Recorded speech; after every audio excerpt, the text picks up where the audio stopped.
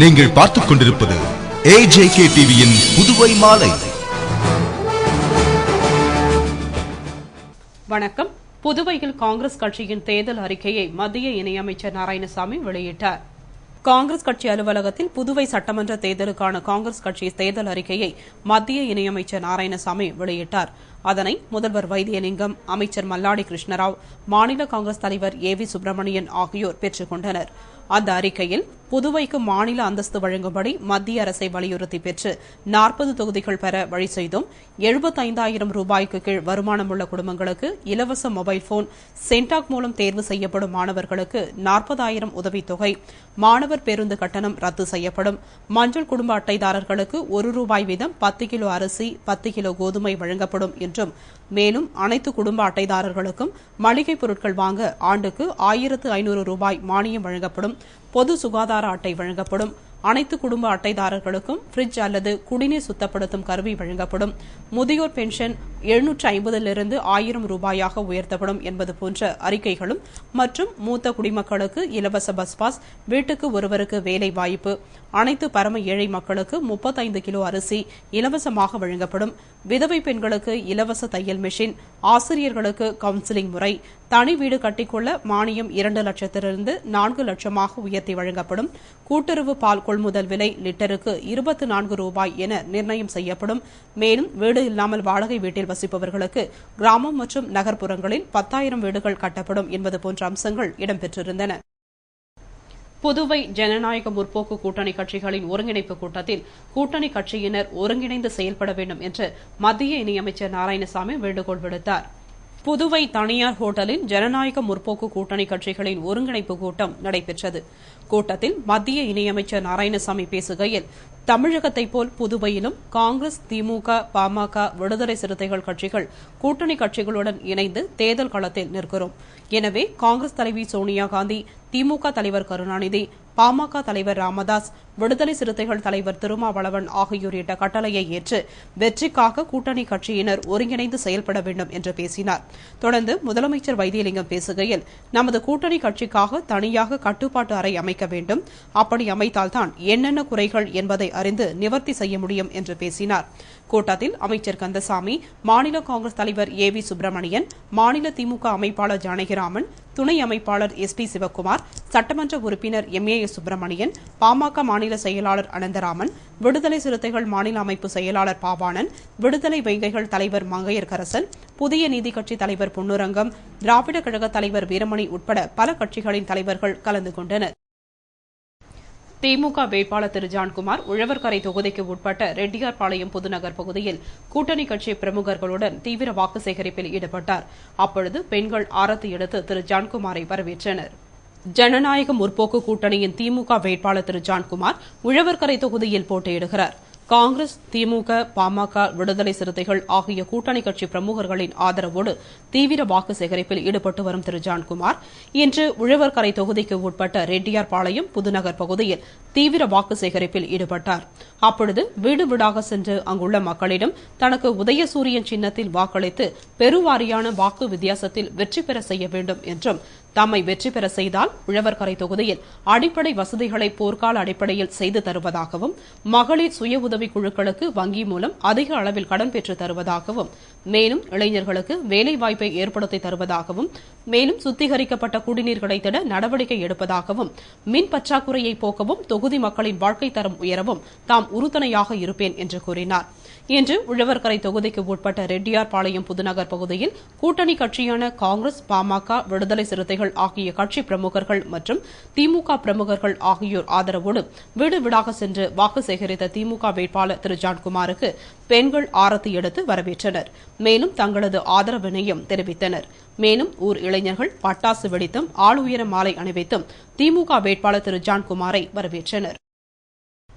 புதுவை உழவர்கரை தொகுதியில் திமுக வேட்பாளர் திரு ஜான்குமார் போட்டியிடுகிறார். அவரை பற்றிய மக்கள் கருத்துக்களை ஆசிய நாடுகளில் 24 மணி நேரமும் ஒளிபரப்பாகும் சேனல் 2 ஒளிபரப்பப்பட்ட செய்தி தொகுப்பினை தற்பொழுது பார்ப்போம். புதுவையில் சட்டசபை தேர்தல் சூடுபிடித்துள்ள வேளையில் இந்நிலையில் ஜனநாயக முற்போக்கு கூட்டணியில் திமுக வேட்பாளராக திரு ஜான்குமார் உழவர்கரை தொகுதியில் போட்டியிடுவதை முன்னிட்டு தொகுதி முழுவதும் தீவிர வாக்கு சேகரிப்பினை கூட்டணி கட்சி நிர்வாகிகள் ஆதரவோடு செய்து வருகிறார். புதுவை மாநிலத்தில் உள்ள 30 தொகுதிகளில் குறிப்பிட்டு சொல்லும் அளவிற்கு உழவர்கரை தொகுதியில் திமுக சார்பில் போட்டியிடும் வேட்பாளர் திரு ஜான்குமாரின் வாக்கு சேகரிக்கும் முறையும் அப்பொழுது ஆதரவாளர்கள் கூட்டமும் மற்ற தொகுதிகளை திரும்பி பார்க்க செய்கிறது.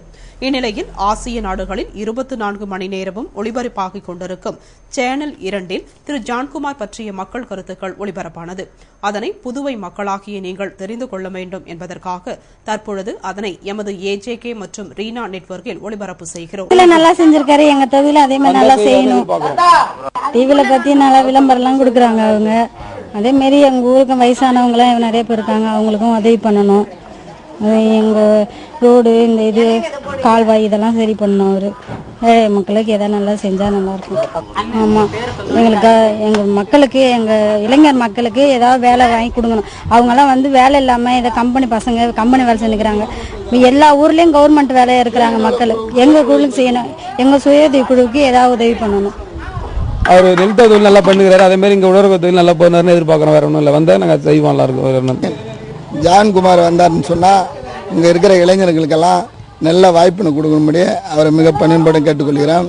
மேலும் அவர் இந்த ஊருக்கு நல்லதுகளெல்லாம் செஞ்சு அப்புறம் மக்களுக்கு ஒத்துழைப்பு கொடுக்குமாறும், மேலும் வந்து பிரச்சனை இல்லாத எல்லா இதுலேயும் முன்னோடியாக இருந்து நல்ல பொதுமக்களை இருந்து நன்றி தெரிவிச்சுக்கிறேன். உழவர் தொழில் வந்து அண்ணா இப்போ எம்எல்ஏ நிற்கிறாருங்க. ஆனால் தென்னித்தோப்பு தொகுதியில் நல்ல மக்களுக்கு நல்லா செஞ்சு வந்தார். அதை வச்சு ரீச் ஆகி இங்கே நல்லா செய்வார். தமிழின தலைவர் டாக்டர் கலைஞரும் அன்னை சோனியா காந்தியுடைய ஆசிரியர் பெற்ற வேட்பாளராக தளபதி மு.க. ஸ்டாலின் நம்பிக்கை நட்சத்திரமாக உழவர்கரின் தொகுதி நம்பிக்கையினுடைய விடிவெளியாக அண்ணன் ஜான்குமார் நிற்கிறாரு. ஏற்கனவே நெல்லித்தோப்புல மக்கள் மத்தியத்தில் அமோக வரவேற்பு உண்டு. வணக்கம், நான் வந்து சிவகுமார். ஜான்குமார் அவர்களுக்காக இந்த தொகுதியில் நல்ல வாய்ப்பு கிடைச்சிருக்குது. அவர் நல்ல சிறப்பாக செயல்படுவார் என்று மக்கள் மனதில் ஒரு நல்ல எண்ணங்கள் ஏற்பட்டிருக்குது. எனவே அவர் நல்ல முறையில் இந்த தொகுதியை வெற்றி பெற மக்கள் ஒத்துழைப்பு மிக நன்றாக அமைந்துள்ளது. நான் வந்து எங்களுடைய நகருக்கு வந்து அபிவிருத்தி நிறைய எதிர்பார்க்குறோம். அதாவது ரோடுலேருந்து சைடு வாய்க்காலிருந்து மழை நீர் வந்ததுன்னா ரொம்ப தேக்கமாக இருக்குது. இதெல்லாம் வந்து இவர் வந்தாருன்னா ஆளுங்கட்சியாகவும் வரதுக்கு வாய்ப்பு இருக்குது. வந்ததுனாக்கா இவர் வந்து எங்கள் தொகுதிக்கு இந்த உழவர்கரை தொகுதியை பொறுத்தளவுக்கு திருக்குறளார் நகருக்கு ஒரு முக்கியத்துவமாக எடுத்துக்கின்னு அவர் வந்து நல்லா செய்வார்னு சொல்லிட்டு நினைக்கிறாங்க. அதுக்கடுத்து வந்து இவர் வந்து சாதாரணமானவர் இல்லை, நல்ல ஒரு விழிப்புணர்வு நாயகன் சொல்லிட்டு இது வரைக்கும் பாண்டிச்சேரியில் யாருமே இல்லைங்க. அந்தளவு விழிப்புணர்வு நாயகன்றதால இவர் வந்து நல்லதையே 4 பேருக்கு சொல்லும்போது நல்லதையே 4 இடத்துக்கு செய்ய மாட்டார். இன்னும் நிச்சயம். பேர் சாந்திங்க சார். நான் வந்து உழவர்கரை தொகுதியை சேர்ந்த ரெட்டியார்பாளையம் உழவர்கரை தொகுதியில் நிற்கிறாரு. அவர் மக்களுக்கு வந்து நிறையா செய்யணும்னு எதிர்பார்ப்பு. அவர் நெல்லித்தோப்பு தொகுதியில் நிறையா செய்திருக்காரு. அதே மாதிரி உழவர்கரை தொகுதிக்கும் நிறையா செய்வார்னு நாங்கள் மக்கள்லாம் எதிர்பார்க்குறோம். அவர் இன்னமும் நிறைய விழிப்புணர்வு கொடுக்குறாரு.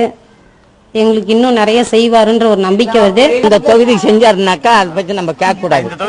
இந்த தொகுதிக்கு வந்தாருன்னா கட்டாயம் அவர் ஆண்டவர் பண்ணிட்டு கட்டாயம் ஜனத்துக்கு செய்வார். அவர் நல்லா டிவிலாம் விளம்பரம் கொடுக்குறாங்க, நல்லா அறிவுரை சொல்றாங்க. அவங்க நல்லா மக்களுக்கு நல்லதை செய்யணும். நல்லா யாருக்கு நல்லதை செய்யறாங்களோ அவங்களுக்கு நாங்க கண்டிப்பா ஓட்டு போடுவோம். தொகுதி மறுசீரமைப்பு அமலாக்கப்பட்ட பின் நடைபெறும் தேர்தலில் போட்டியிடுபவர்கள் முற்றிலும் மாறுபட்ட தொகுதியில் மக்களை சந்திக்கின்றனர். அதில் நெட்டப்பாக்கம் தொகுதியை பற்றி காண்போம்.